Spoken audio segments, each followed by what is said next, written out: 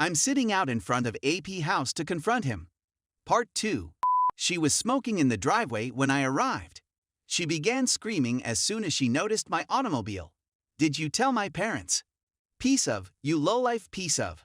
I pressed the record button on my phone and placed it in the front pocket of my shirt to capture everything on camera. I got out of my vehicle in the driveway. She was blocking the barrage and said, I did indeed. They have a right to know why we are divorcing. I didn't make anything up or lie. I told them the truth and informed them that they should love and support you at this difficult time. It took the wind out of her sails.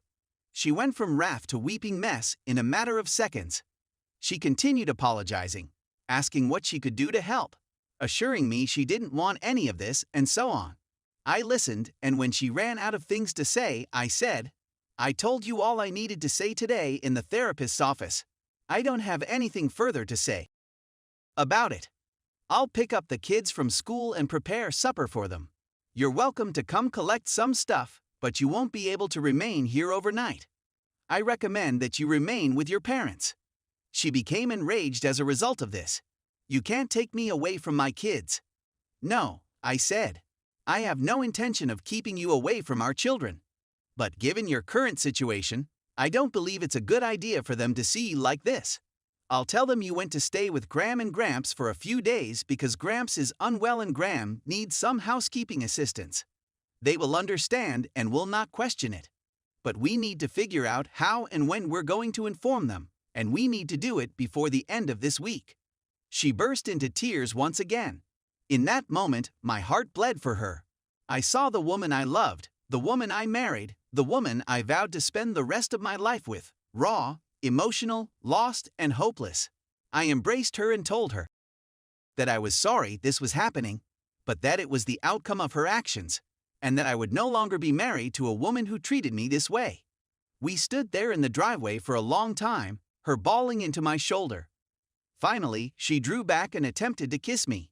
That's not going to happen, I muttered as I stepped back. I turned and went inside the house as she sobbed again. I went into the kitchen and made a really strong drink for myself. I heard her enter the home after around 20 minutes. I could hear her packing a suitcase as she silently entered our bedroom.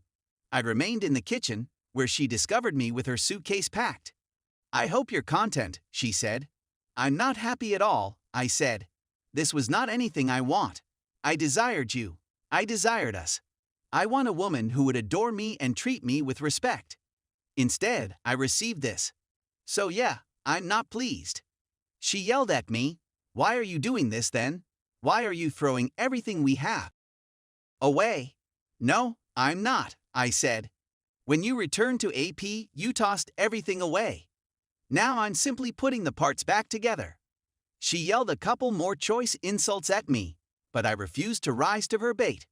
She left after realizing I wasn't going to engage with her, slamming the door so hard it knocked a picture frame off the wall in the back hallway.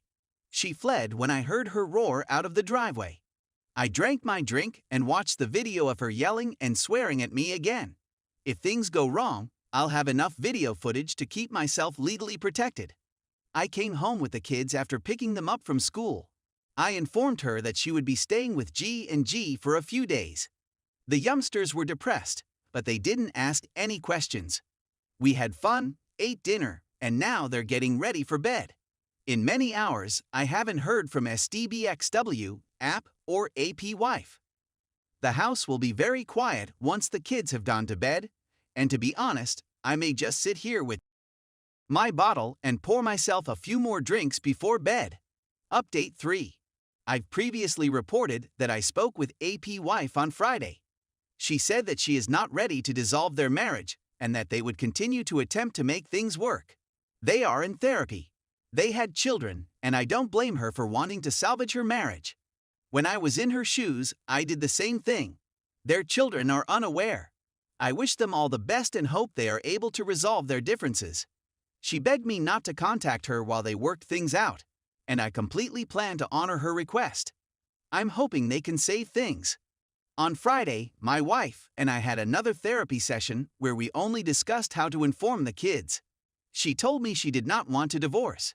She begged me not to go along with it over and over again. I informed her that when she went back to AP after I ordered her not to, she made the choice for me. She claimed they hadn't slept together since I found out, a lie, and that she didn't discuss the specifics of what she and I were going through, lie. When I confronted her with what I knew again, she sobbed and said she knew what she was doing was bad, but she didn't consider the ramifications, just that she needed someone to confide in, since she couldn't speak to anybody else about it. Like me. Her hubby, who she was supposed to be attempting to resolve matters with. Even when I ponder forgiving her and trying again, I keep returning to the lies and dishonesty. She simply continues digging her hole deeper and deeper. She lied to me about sleeping with AP again, and she lied to me about what she told him. It comes so naturally to her that I'm afraid I'll never be able to trust her again. The lies just flow off her tongue as if she believes them to be true. And if I wasn't so well informed, I'd believe her. But I'm not so sure. So, even when I want to hug her, kiss her, and tell her everything is okay, I recall her falsehoods and stay focused on going on apart. Anyway, we informed the kids on Friday night. It was dreadful. They are completely aware of what is going on, and they are a shambles. They are upset with her for having a boyfriend, and they are upset with me for leaving mom.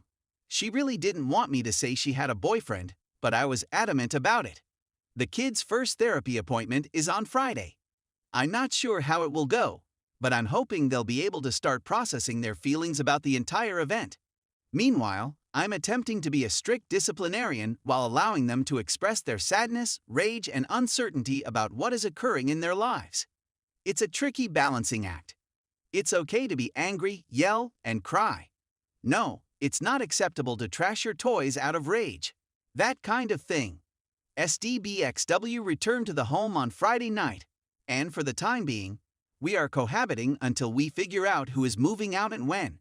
We'll have to sell the home, since I can't afford to retain it while still paying child support and alimony, no matter how much that is. Because the property market in our region is now down, and no one is purchasing properties, we decided to put it on the market in the spring to receive a better price. I can't wait for the next 4 months to be over. It's also going to be a gloomy Christmas. I can't even force myself to put up decorations, since celebrating anything right now feels so strange to me. I'll take care of it. I want the kids to have the most normal Christmas possible. I only need to find the time and mental energy to haul the tree out of storage and hang it. She's dozing off on the sofa. I can't bring myself to be the bigger man in this situation and give her our bed. I put a lock on the bedroom door and lock it before I leave the house in the morning so she can't get in and mess with my things. She's currently using the guest bathroom and keeping some clothes in a suitcase. It's petty to be sure. It's a slick move. Whatever you want to call it, she left me, and I'm going to sleep in my bed at night while she suffers on the sofa. So that's where we're at the moment. It's not a really thorough update, but it covers the essentials of what's happened in the previous few days. The house is relatively quiet. She's hardly speaking to me, much alone yelling or throwing a tantrum. The few topics we do mention are all about kids and are quick and to the point. I'm sure there's more going on under the surface with her, there usually is, but for the time being, she's pleasant. Stay tuned for the next updates.